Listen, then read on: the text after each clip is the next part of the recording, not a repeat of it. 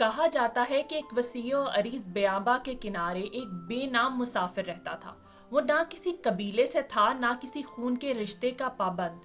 اس کی پہچان صرف اتنی تھی کہ وہ اپنی پیٹھ پر ایک خالی چرمئی تھیلا لٹکائے دنیا بھر میں پھرتا رہتا۔ لوگ کہتے تھے کہ وہ خوشی کی تلاش میں ہے، مگر خود اسے بھی معلوم نہیں تھا کہ وہ کیا ڈھونڈ رہا ہے۔ ایک رات جب چاند اپنی پوری آب و تاب کے ساتھ آسمان پر چمک رہا تھا، مسافر ایک ایسے مقام پر پہنچا جہاں زمین سیاہ تھی، جیسے آگ کئی صدیوں پہلے اس پر گری ہو۔ وہاں ایک پتھریلا درخت کھڑا تھا، نہ زندہ نہ مردہ، بس ایک جمود میں رکا ہوا تھا۔ اس درخت کے بارے میں مشہور تھا کہ یہاں وہ مخلوق رہتی ہے جسے سایہ مایوسی کہا جاتا ہے۔ مسافر تھک چکا تھا، کئی دنوں سے اسے روشنی نظر نہیں آئی تھی، نہ کسی نے اسے پناہ دی تھی۔ اس کے اندر ایک سرگوشی گونجنے لگی، تو ناکام ہے، سب چھوڑ دے، کچھ حاصل نہ ہوگا۔ یہ سرگوشی دراصل سایہ مایوسی کی تھی، جس کا وجود صرف اسی وقت جنم لیتا جب کوئی دل تھک کر ہار جاتا۔ سایہ اس مسافر کے قریب آیا، بالکل خاموشی سے۔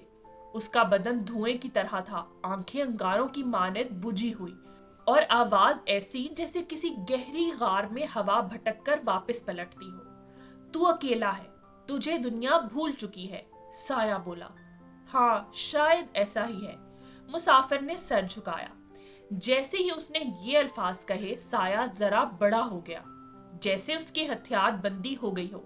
سایہ مایوسی ہمیشہ انسان کی شکست خوردہ لمحات سے قوت کھینچتا تھا۔ اسی لمحے آسمان سے ایک ہلکی سی روشنی اتری۔ وہ ایک ایسا وجود تھا جسے اس دنیا میں امید کا محافظ کہا جاتا تھا۔ اس کے قدم زمین پر پڑتے ہی درخت کے پتھریلے تنے میں ہلکی سی دراڑ پڑی اور وہاں سے سبزہ جھانکنے لگا۔ محافظ نے مسافر سے کہا، جان لو، مایوسی کوئی کیفیت نہیں، وہ ایک زندہ چیز ہے، قاتل روح، جو خود کچھ نہیں مگر انسان کے دل کو خالی کرنے کا ہنر ضرور رکھتی ہے۔ سایہ غرایا، یہ میرا ہے، اس نے مجھے خود آواز دی ہے۔ محافظ نے نرمی سے مسافر کی طرف دیکھا اور کہا، تجھے حق حاصل ہے کہ یا تو ہار مان لے یا پھر کھڑے ہو کر اسے شکست دے۔ یاد رکھنا، مایوسی کا وجود صرف تب تک رہتا ہے جب تک انسان خود اسے مان لیتا ہے۔ مسافر کے اندر کچھ ٹوٹ سا گیا اور اسی لمحے کچھ جڑ بھی گیا۔ اس نے آنکھیں اٹھائیں تو دیکھا کہ سایہ پہلے سے کہیں زیادہ کالا اور بڑا ہو چکا تھا، جیسے وہ اس کے اندر کے اندھیرے سے پل رہا ہو۔ مسافر نے تھوڑا سا قدم آگے بڑھایا اور کہا، میں تھکا ضرور ہوں لیکن ختم نہیں ہوا۔ ان الفاظ کے ساتھ ہی سایہ ایک چیخ مار کر پیچھے ہٹا۔ اس کے وجود میں لرزش آ گئی، جیسے دھواں ہوا میں بکھرنے لگا ہو۔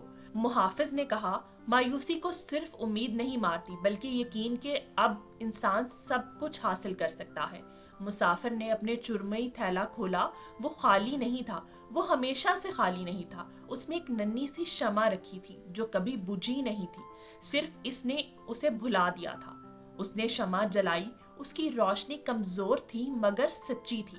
سایہ آگے بڑھا، پھر رک گیا، اس کی چیخیں خاموش ہو گئیں۔ روشنی نے اسے چھوا تو وہ ذرات میں بکھرنے لگا، جیسے کبھی موجود ہی نہ تھا۔ لمحوں میں سایہ ختم ہو گیا۔ درخت جو صدیوں سے پتھر کا بن چکا تھا، اچانک اس میں سے سبزہ پھوٹنے لگا۔ اس پر پتے اگ گئے، پھر پھول، پھر خوشبو۔ مسافر نے شمع واپس تھیلے میں رکھی اور آسمان کی طرف دیکھا۔ محافظ اسے چھوڑ کر جانے لگا تو مسافر نے اس سے پوچھا، کیا مایوسی کبھی واپس نہیں آئے گی؟